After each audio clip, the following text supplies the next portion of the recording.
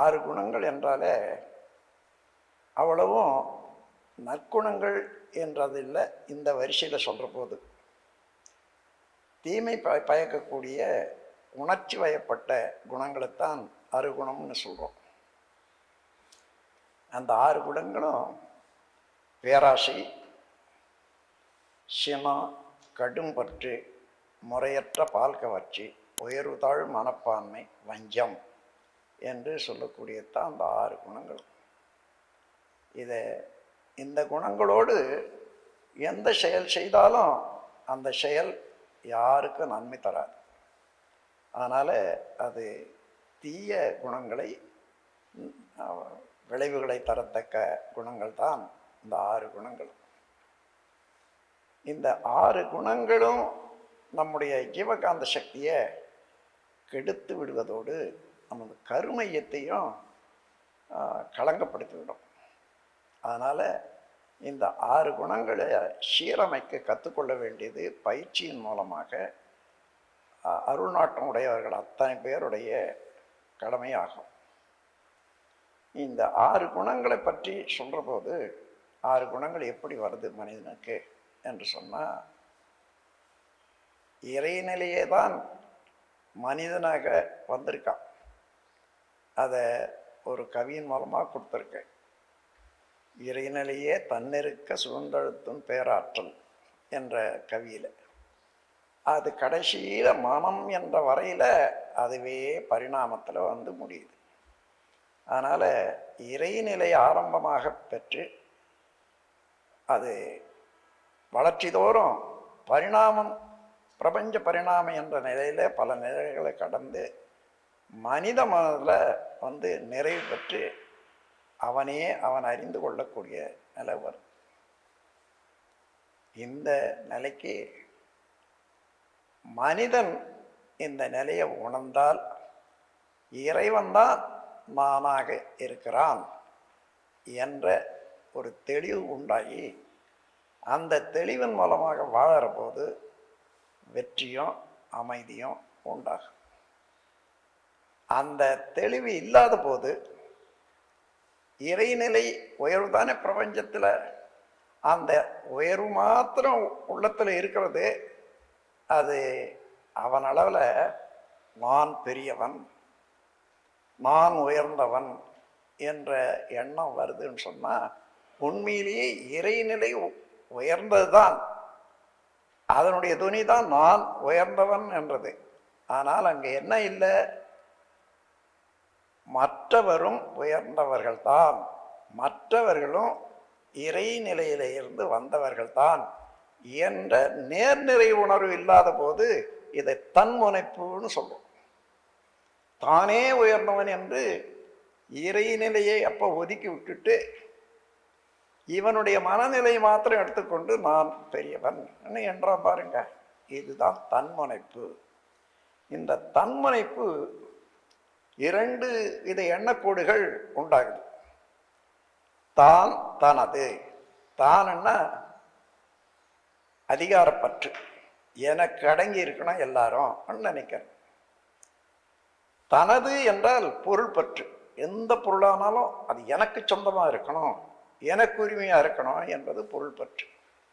இந்த அதிகாரப்பற்று, பொருள் பற்று, இந்த இரண்டும், அந்த 2 எண்ணக்கோடுகளும் எங்கிருந்து வருது? தன்முனைப்பு என்ற அறியாமையிலிருந்து வர்றதுதான். ஆக இந்த 2 எண்ணக்கோடுகளையும் நாம் சாதாரணமாக ஒரு தம்பதிகளை போல பாவிச்சு கொள்ளலாம் மனதுக்கு. இந்த 2 எண்ணம் தான் தனது என்ற தம்பதிகளுக்கு 6 குழந்தைகள் பிறக்கிறது. அவைதான் பேராசை, சினம், கடும்பற்று, முறையற்ற பால் கவர்ச்சி, உயர்தாழ் மனப்பான்மை, வஞ்சம் என்ற 6 குணங்கள். காரணம் என்னன்னா, இந்த பேராசைன்னு சொல்றோம் பாருங்க, அதை எடுத்துக்கொண்டு பார்த்தீங்கன்னா அதனுடைய மறு உருவங்கள் தான் மற்ற 5. பேராசையை நீங்கள் சீர்திருத்திட்டீங்கன்னு சொல்லி வச்சுக்கோங்க, அதன் பிறகு மற்றதெல்லாம் மற்ற குணங்களெல்லாம் நல்ல நற்குணமாகவே இருக்கும். பேராசை அடங்காத போது அது வழியே செயல்பட துடிக்கிறீங்க, அதை தடுக்கிறாங்க ஒருத்தர், உடனே உடல்ல உள்ள சக்தியெல்லாம் சேர்ந்து கொண்டு அவனை அழிக்க வேணும் என்ற எண்ணம் வருது பாருங்க. இதுதான் சினம். பேராசை, சினம், கடும்பற்று. இந்த பொருளெல்லாம் எனக்கே இருக்கணும், இன்னொருத்தர் தொடக்கூடாது, எனக்கு தேவையோ தேவையில்லையோ யாருக்கும் கொடுக்கக்கூடாதுன்னுட்டு தனக்காகவே குவித்து வச்சு கொண்டு அதை பார்த்து கொண்டு இருக்கக்கூடிய எண்ணம் இருக்குது பாருங்க. இதுதான் கடும்பற்று. இதுவும் ஆசை தானே. பேராசை, சீனா, கடும்பற்று. முறையற்ற பால் கவர்ச்சி. பால் கவர்ச்சி என்பது ஒருவருக்கொருவர் ஆணும் பெண்ணும் உளம் விரும்பி ஏற்றுக்கொண்ட பிறகு அதிலிருந்து நட்பு உண்டாகிறது தான் அது கணவன் மனைவி உறவு, அது சரியானது. ஆனால் அதற்கு முன்னதாக ஒத்துக்கொள்ளாத போதோ பொருந்தாத போதோ ஒரு தலைபட்சமாகவோ ஒரு முரட்டுத்தன்மையினாலேயோ ஒருவர் பேரில் ஆசை வைக்கிறதும் அதை தீர்த்து கொள்ள முயற்சிக்கிறதும் அதுதான் முறையற்ற பால் கவர்ச்சி. ஏனென்றால் கற்பதனை காப்பாற்ற இருபாலருக்கும் கடமை பொதுவே. எனினும் தவறிவிட்டால் அற்புதமாம் இயற்கையதன் ஆட்சி வேகம் ஆணை விட்டு பெண்ணுக்கே சின்னம் வைக்கும். சற்புத்திரன் போல அவன் உலாவ சமூகத்தால் அவள் தூற்றப்படுவாள். அதனால் நற்பண்பாம் கற்பொழுங்கை உயிரின் மேலாய் நாடுகின்றார் அறிவுடைய பெண்களெல்லாம். ஆகவே அந்த பெண்ணினத்துக்கு ஒரு பெரிய மதிப்பு கொடுத்து சமுதாயத்துக்குரிய பொக்கிஷம், மனித குலத்துக்கு உரிய உயர்ந்த நீதி அது. அங்கே ஒத்துக்கொள்ளாத முறையற்ற பால் கவர்ச்சி அவசியம் இல்லை, அது கேடு விளைவிக்கும். ஏனென்றால் ஒரு குழந்தை உண்டானால் அதை யார் பராமரிக்கிறது? அந்த ஒப்புதலோடு அதை நாங்கள் 2 பேருமே சேர்த்து அந்த குழந்தையை நான் பராமரிக்கிறோம் என்ற ஒரு ஒப்புதல், ஒரு அக்ரிமெண்ட், அது ஏற்பட்ட பிறகுதான் பால் கவர்ச்சியை சரிப்படுத்தி கொள்ளணும். அது இல்லாத ஒரு உணர்ச்சி வயப்பட்ட நிலையில் அதை சரிப்படுத்தி கொள்ளணும் என்ற ஒரு முயற்சி வறுமையானால் அதான் முறையற்ற பால் கவர்ச்சி என்று சொல்கிறோம். முறையற்ற பால் கவர்ச்சி. அதுக்கப்புறம் உயர்தாழ் மனப்பான்மை. நான் எவ்வளோதான் சிறந்தவனாக இருந்தாலும் மற்றவர்கள் சிறப்பாக இருக்கிறத பார்த்து எனக்கு பொறுமை கொள்ள முடியறதில்லை சில சமயம். இது மனிதனுடைய இயல்பு. இவன் ஒரு உயர்ந்த செல்வந்தனாக இருப்பான், இன்னொரு செல்வந்தனை பார்த்தா என்ன போலேயே அவனை இருக்கானே, அவனை கொஞ்சம் அடக்கணும் அவனை நினைப்பான்.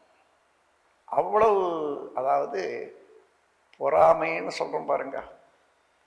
பொறாமை என்னன்னா அதுக்கு அர்த்தம் அந்த வார்த்தையிலே இருக்கு, பொறுக்க முடியாமை. பொறுக்க முடியாமை தான் பொறாமை எனப்படுகிறது. பிறர் நலமாக இருந்தாங்கன்னா அதை பார்த்து கொண்டு இவனுக்கு பொறுக்க முடியறதில்லை. அதனால பொறாமை.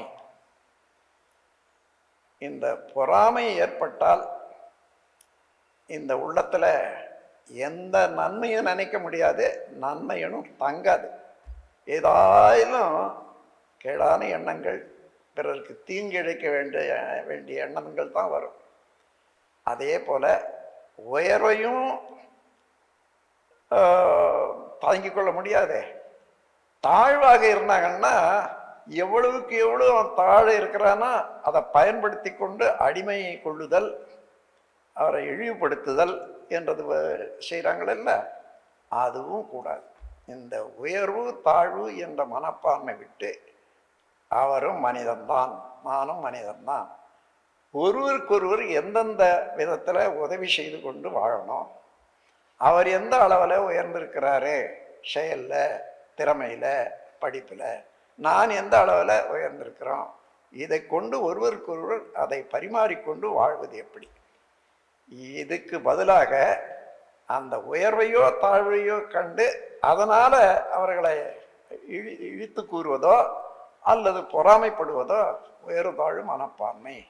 இந்த உயர்தாழ் மனப்பான்மை வந்தா நட்பு நிலைக்குமா? நல்லதே செய்யணுன்ற எண்ணம் வருமா? அதுவும் மனதை பாதிக்கும். வஞ்சம், வஞ்சம்னா அது உண்மையான அர்த்தத்தை நாம் சரியா தெரிஞ்சுக்கணும். ஏதோ சினம் வருது, ஏதோ அவன் செய்கிற செயல் பிடிக்கல, இவனுக்கு சினம் வருது. அந்த சினத்தின் பேர்ல அவனை அடிக்கணும்னு போறான். ஆனா அதே நேரத்துல அவன் பக்கத்துல அவனுடைய நண்பர் 2 பேர் அங்க நிக்கிறாங்க, அதை பார்த்துட்டான். இந்த சமயத்துல அவனை அடிச்சன்னா அவன் 2 பேரு என்னை தீர்த்து கட்டிடுவாங்க. அதனால இப்ப அவனை அடிக்க கூடாது, அவன் தனியா போற போது பார்த்துக்கொள்ளலாம் என்று ஒதுக்கி வைக்கிறான் பாருங்க. தீமை செய்யக்கூடிய வேகத்தையும் திட்டத்தையும் ஒதுக்கி வச்சுட்டு காலத்தை எதிர்பார்க்கிறானே, அதுக்கு பேர் தான் வஞ்சம். இது சாதாரணமாக கூட நம்ம நாட்டில் குடும்பங்களில் பார்க்கலாம். ஒரு வீட்டில் கணவன் மனைவி இருப்பாங்க. அப்பாவோ அம்மாவோ, அதாவது பெண்ணுக்கு அப்பாவோ அம்மாவோ வந்திருக்கிறாங்கன்னு வச்சுங்க. அந்த சமயத்தில் அந்த பெண் ஏதோ பேசுகிறா. இவனுக்கு சாதாரணமாக அந்த மாதிரி கொஞ்சம் துடுக்கா பேசினா உடனே அடிச்சு விடுறது பழக்கம். அதே போல் கையும் போகுது மனமும் போகுது. ஆனால் உடனே பார்க்குறான், இந்த பெண்ணுக்கு அப்பா இருக்காங்க, அவன் என்ன தீர்த்து கட்டிடுவான், அல்லது அம்மா இருக்காங்க சும்மா விட மாட்டாவோ அப்படின்னு சொல்லி அவங்க போகட்டும், அதுக்கப்புறம் பார்த்துக்கிறேன். சரின்னு அவங்க பஸ் ஏறி போயிட்டாங்கன்னு தெரிஞ்ச உடனே இங்கேருந்து குடிமை பிடிச்சிக்குவான். நீ என்ன சொன்ன என்ன சொன்னேன்னு. இதுதான் வஞ்சம். இருப்பு கட்டி வச்சு, சினத்தை இருப்பு கட்டி வச்சு காலம் வர்ற போது தீர்த்து கொள்ளலாம் என்ற எண்ணமும் அதுக்குரிய செயல்களும் வஞ்சம். இந்த வஞ்சம் என்றது ஆரம்பிக்கிற காலத்திலிருந்து அது தீர்த்து முடிகிற வரைக்கும் அவன் மனநிலை எப்படி இருக்கும்னு பாருங்க. ஒரு மனிதனுடைய மனநிலை புயலாக இருக்கும். அந்த மனநிலையில ஏதாவது நல்ல காரியம் செய்ய முடியுமா? அவன்தான் நீதியாக வாழ முடியுமா? முடியாது. ஆகவே இதெல்லாம் அந்த ஆசையின்பால், தன் பேர்ல தனக்கே இருக்கணும் என்ற ஒரு ஆசையின்பால், அந்த ஆசை வேறுபடுற போது பேராசை, சினம், கடும்பற்று, முறையற்ற வாழ்க்கை வச்சு, உயர்தாழ் மனப்பான்மை, வஞ்சம், இதெல்லாம் பார்த்தீங்கன்னா ஆசையின் வேற்று உருவங்கள் தான். ஆசை சீரமைத்துட்டா இந்த 6 குணங்களும் நிற்காது. ஆசை சீரமைத்தால் அது மன திருப்தி, மன நிறைவு என்றதாக மாறிடும். சினம் என்னாகும்? பொறுமை, சகிப்புத்தன்மையாக மாறிடும். பேராசை, சினம், கடும்பற்று. கடும்பற்று எப்படி? ஈகை, நமக்கு போதும், அவர்களுக்கும் கொஞ்சம் இருக்கட்டும், அவருக்கு கொடுக்கணும், இவருக்கு கொடுக்கணும் என்ற அளவுக்கு ஈகையாக மாறும். அப்புறம் உயர்தாழ் மனப்பான்மை, நேர் நிறை உணர்வு. எல்லாம் அவனும் பிறந்தான் நானும் பிறந்தேன், வாழ்ந்து கொண்டு இருக்கிறோம். வாழும்போது இப்படி எல்லாம் வாழ்க்கையில் நடக்குது. ஒரு நாள் வரப்போகுது, சரி நானும் மூச்சு விட்டுவிடுவேன், அவனும் மூச்சு விடுவான், அவ்வளோதானே. எல்லாம் ஒன்றா தான் இருக்கும். இதில் ஒன்றும் இல்லை. இதில் ஒருத்தருக்கு ஒருத்தர் உதவி செய்து வாழக்கூடிய திறமையில் தான் உயர்த்தாழ்வுதே தவிர வேற ஒன்றும் இல்லைன்னு எல்லாரும் நேர்நிறை உணர்வு என்று சொன்னால் இறைவனுடைய இறைநிலையினுடைய கருணையில் செயலில் எல்லாம் ஒன்று தான், வித்தியாசமே இல்லை. இந்த உலகமே ஒரு பெரிய பழைய பள்ளி. ஒவ்வொருவருக்கும் புதிய பாடம் தினந்தோறும். பலகலை கற்றோர்க்கும் பாமரருக்கும் பகிர்ந்து தரும் இன்பம் துன்பம் எனும் பரிசு. இதுதான் உலக நீதி. அந்த நீதியின் கீழே எல்லாரும் சமம்தான் என்ற நேர்நிறை உணர்வு வந்துட்டுன்னா உயர்வு தாழ் மனப்பான்மை போய்விடும். வஞ்சம் என்பது சினம் வந்து இருப்பு வச்சதானே. ஆனால் சினம் எழப்போதே நமக்கு நம்ம முறைப்படி சினம் வரக்கூடாது, சினத்தை தவிர்க்க வேணும். சினத்தை தவிர்த்து விட்டோமானா மிச்சம் இருப்பது என்ன? அமைதி, பொறுமை. அப்போ வஞ்சம் என்பது இருக்காது. அந்த வஞ்சம் என்ன ஆகும்? மன்னிப்பு. சினத்தை விட்டுட்டீங்க, அவங்களுக்கு நாம் ஒன்றும் செய்யக்கூடாது, நல்லா இருக்கட்டும். அது மாதிரி மன்னிப்பு என்பதாக மாறிடும். ஆசை நிறைமனமாகவும், சினம் அமைதியாகவும், அதில் சகிப்புத்தன்மையாகவும், கடும்பற்று ஈகையாகவும், முறையற்ற பால்கவர்ச்சி கற்பாகவும், உயர்ந்தாழ் மனப்பான்மை நேர்நெறி உணர்வாகவும், வஞ்சம் மன்னிப்பாகவும் மாறிவிடும். அப்படி மாற இல்லையானால் இந்த 6 குணங்களும் மனிதனிடத்த செயல் வடிவம் பெற போது 5 பழிச்செயல்கள் வரும். 5 பெரும் பழிச்செயல்கள்னா பொய், கொலை, களவு, சூது, விபச்சாரம், இவைகளெல்லாம் 5 பெரும் பழிச்செயல்கள்னு சொல்லுவோம்.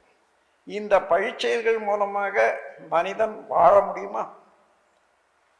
அந்த வாழ்க்கையில் அவனுக்கு எந்த முறையில் வாழ்க்கை அமையன்னுட்டு பார்த்தோம்னா துன்பமயமாகவே இருக்கும், தனக்கும் பிறருக்கும். ஆகவே இந்த 6 குணங்களையும் முறையாக சீரமைத்து கொண்டு அவைகளை மாற்றியமைத்து கொண்டால் மனிதன் வாழ்வு தூய்மையாக இருப்பதோடு 6 குணங்கள் தூய்மை செய்தாலே நீண்ட காலமாக வந்த வினைப்பதிவுகளெல்லாம் தானாகவே சமமாகிவிடும். அப்படி சமமாகிற போது இறைநிலை உணர்வும் தவத்தில் உள்ள ஒரு பற்றும் ஏற்படும். அதன் மூலமாக இறைநிலை உணர்ந்து மனிதன் தூய்மை அடைந்து முதல்ல விலங்கின வாழ்க்கை, விலங்கின குணத்திலிருந்து விடுபட்டு விடுறான். இங்கே இந்த 6 குணங்களை சீரமைத்து கொண்ட உடனேயே பயிற்சியில் செய்யவே மாட்டான். அதனால விலங்கின குணத்திலிருந்து விடுபட்டு விடுறான். முதல்ல மனிதனாக மாறுறான். மனிதனாக மாறின உடனே நான் யாரு? இறைநிலையில இருந்து பரிணாமத்தில் இவ்வளவு காலம் தாண்டி இப்பொழுது நான் மனிதனாக இருக்கேன். இப்போ நான் சேர வேண்டிய இடம் இறைநிலையோட என்ற எண்ணமும் அதற்குரிய பயிற்சிகளும் அதுக்குரிய வாழ்க்கை முறைகளும் அவனுக்கு வந்துடுற போது இவனே இறைவனாக மாறுகிறான். முதல்ல மனிதனாக மாறுறான், விலங்கினத்தில் இருந்து மனிதனாக மாறுறான், அடுத்தபடியாக தெய்வமாக மாறுகிறான். அதுதான் மனிதன் வாழ்க்கையில் அடைய வேண்டிய பேரு. அந்த பேரு அடைய வேணுமானால் இந்த 6 குணங்கள் சீரமைக்க வேண்டும். 6 குணம் சீரமைக்கலைன்னு சொன்னால் அவ்வப்போது எழக்கூடிய துன்பங்கள் ஒன்று. இந்த 6 குணங்கள் சீரமைக்கலைன்னு சொன்னால் அதனுடைய விளைவு என்னன்னு பாருங்க. நம்முடைய ஜீவகாந்த சக்தி அதிக வேகமாக செலவாயிடும். அப்படி செலவாயிட்ட போது ஜீவகாந்த சக்தி குறைய குறைய உடல்ல பல வியாதிகள் எல்லாம் துளிர்க்கும். இதோட நீண்ட காலமாக வரக்கூடிய கருவமைப்பு பதிவு இருக்குது பாருங்க. அந்த பதிவில் உள்ள துன்பங்கள் எல்லாம் நோய்களாகவும் மனக்கலங்கங்களாகவும் மனிதனை துன்புறுத்தி கொண்டே இருக்கும். ஆகையினால இந்த 6 குணங்களில் ஒன்று கூட நாம் வளர்க்கக்கூடாது. அப்படி இருக்குமே ஆனால் அதை உட்கார்ந்து ஆராய்ந்து செய்து இதனால் எனக்கு என்ன லாபம்? ஒன்றும் தேவையில்லை. பேராசையா? தேவையில்லை. ஆசையை சீரமைக்கணும். அதற்கு முறையாக நாம் பயிற்சி முறை ஏற்படுத்தியிருக்கோம். சினம் தவிர்ப்பது எப்படி என்ற பயிற்சி முறையை கொடுத்துருக்குறோம். அதையும் சரிப்படுத்தி கொள்ளலாம். ஈகை இல்லாத மனித குலத்தில் வாழ்க்கை சரியாக இருக்காது. ஆகவே என்னால் இயன்றதை, எனக்கு மிச்சம் உள்ளதை பிறருக்கு உதவி கொண்டே இருப்பேன் என்று முடிவெடுத்து கொண்டு எந்தெந்த செயலை எப்படி எப்படி செய்யணும் என்று தீர்மானிக்க வேண்டியது. அதன் பிறகு கற்பு, முறையற்ற பால்கவர்ச்சியிலிருந்து விடுபடுறதுக்கு கற்புனுடைய மேன்மையும் அது தத்துவ முறையிலையும் சரி விஞ்ஞான முறையிலும் சரி அதனுடைய பயனை தெரிந்து கொண்டு அந்த வழியில் கற்பை பாதுகாத்து கொள்கிற அவசியம், அந்த பயிற்சியும் வேண்டும். அதன் பிறகு வஞ்சம், மன்னிப்பாக மாறணும். இந்த 6 குணங்களும் 6 நற்குணங்களாக மாற்றிவிட்டால் மனிதனே தேவன்தான். தெய்வன் தேவன் என்று சொன்னா, தெய்வன் என்ற வார்த்தை தான் தேவனும் அறிவு வந்திருக்குது. அதனால தெய்வனாக மாறி விடுகிறான். அதே போல அது யாருக்கோ அல்ல, ஒவ்வொருவருக்கும் அந்த ஆற்றல் இருக்கிறது. இறைநிலையை தவிர்த்து பிரபஞ்சத்துல இன்னொன்று இல்லை. அதனுடைய பரிணாமத்துல வேறு வேறான இயக்கங்களும் விளைவுகளும் வர்றதை வச்சுட்டு ஒவ்வொன்றும் ஒரு பேர் தனிப்பேர் வச்சிருக்கோமே தவிர, ஒரே விதை எப்படி மரமாக வளர்ற போது அது அடித்தண்டு, கிளைகள், இலை, பூ, காய், பழம், கொட்டைன்னு வருதா, அதே போல பிரபஞ்சத்துல என்னை இறைநிலையில இருந்து எல்லாமே பரிணாமம் அடைந்த போது ஒவ்வொன்றும் ஒவ்வொரு வகையில இயங்கி கொண்டிருக்கிறது என்பதை தெரிந்து கொண்டு நாம் அந்த நிலையோடு ஒன்றி எப்பொழுதும் அதே விரிந்த மனப்பான்மையில ஒருவருக்கொருவர் உதவியும் துன்பம் செய்யாதையும் நான் இருப்பேன் என்ற தீர்வு செய்து கொண்டால் 6 குணங்கள் எழவே எழாது என்று கூறி இந்த உரையை நிறைவு செய்கிறேன்.